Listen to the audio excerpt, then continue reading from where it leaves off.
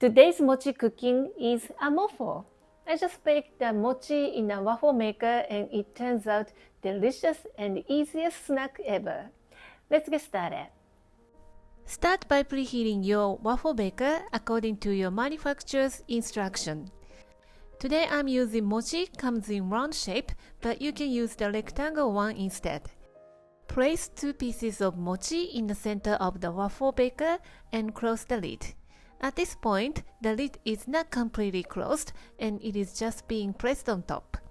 Wait for the mochi warm up and become soft, then close the lid completely.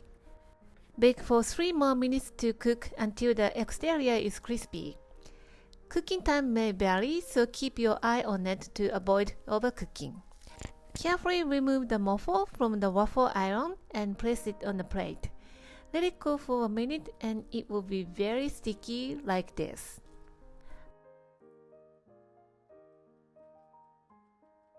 Add your desired topping to the moffle. I top with a piece of unsalted butter, drizzle of honey and soy sauce. Honey butter soy sauce moffle is done. Other traditional Japanese toppings like anko, red bean paste, or kinako and kuromitsu are also popular. Be creative with your toppings. The moffle can be a breakfast or snack. It's extremely easy to make, like toast, and it's gluten-free, so you can enjoy it any time of the day. I hope you will give this recipe a try.